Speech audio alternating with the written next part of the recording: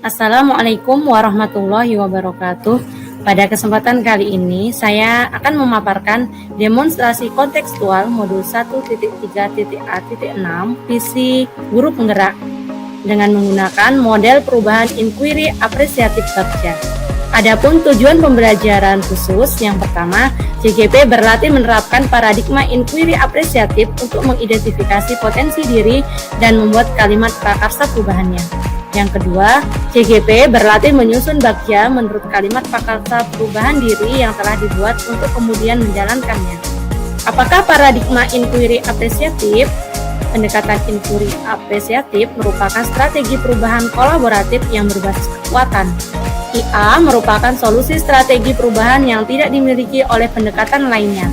IA mengaktualisasi potensi masing-masing individu dalam kelompok menjadi kekuatan yang luar biasa dalam melakukan perubahan.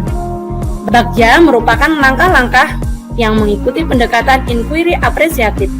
Bagja terdiri dari B. Buat pertanyaan, A. Ambil pelajaran, G. Gali mimpi, J. Jabarkan rencana, dan A. Atur eksekusi. Langkah-langkah Bagja tersebut kami coba terapkan di lingkungan SMK Negeri 5 Merangin.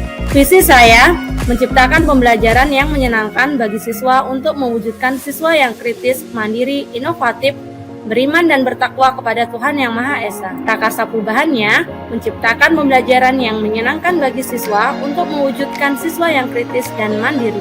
Prakarsa perubahan tersebut akan saya tuangkan dalam kanvas Bagja. Yang pertama, buat pertanyaan utama. Pertanyaan yang saya ajukan, bagaimana agar siswa senang mengikuti pembelajaran di sekolah? Tindakan atau penyelidikan yang saya lakukan, yang pertama, berdiskusi dengan para guru untuk melakukan analisis pengembangan pembelajaran berdiferensiasi, yaitu sesuai dengan kesiapan belajar siswa, minat siswa, gaya belajar siswa, dan profil siswa. Yang kedua, membaca literatur dari buku dan internet mengenai pembelajaran yang menyenangkan. Yang kedua, ambil pelajaran. Pertanyaan yang saya ajukan, yang pertama, siapa sajakah di sekolah yang sudah melakukan pembelajaran yang menyenangkan? Yang kedua, apa yang harus dilakukan seorang guru agar pembelajaran di kelas menyenangkan?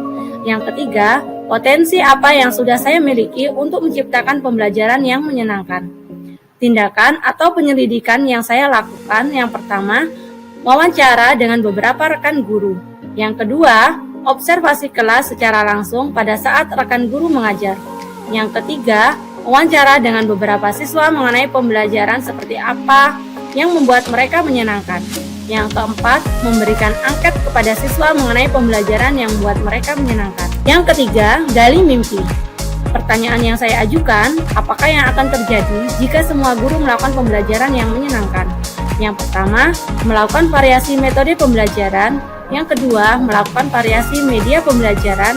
Yang ketiga, melakukan variasi tempat pembelajaran. Jadi bukan hanya di kelas saja, tetapi bisa dilakukan di perpustakaan, alam, laboratorium, kunjungan ke dunia usaha dan dunia industri. Yang keempat, membuat pojok baca di kelas. Yang kelima, mengaitkan pelajaran dengan kehidupan sehari-hari.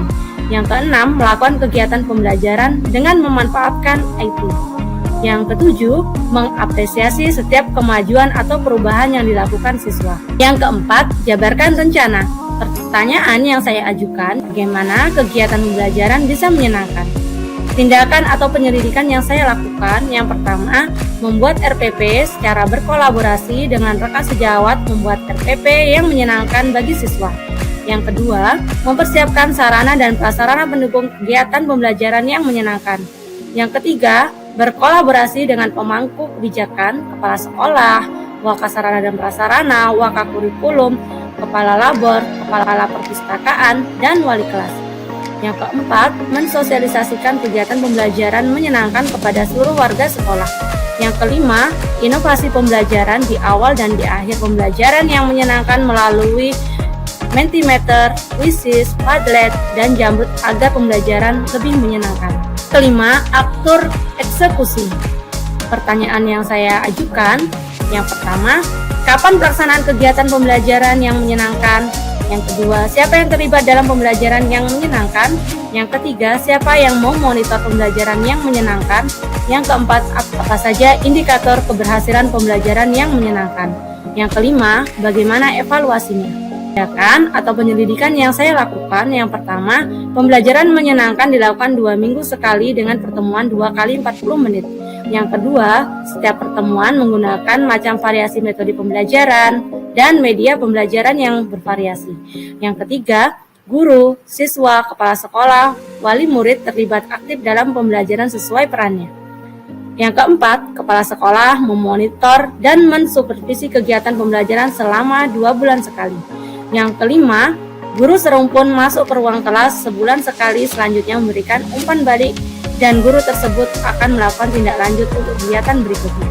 Sekian yang dapat saya sampaikan, kurang lebihnya saya mohon maaf dan saya akhiri wabillahi taufiq wal hidayah. Wassalamualaikum warahmatullahi wabarakatuh. Salam guru penggerak, salam guru hebat.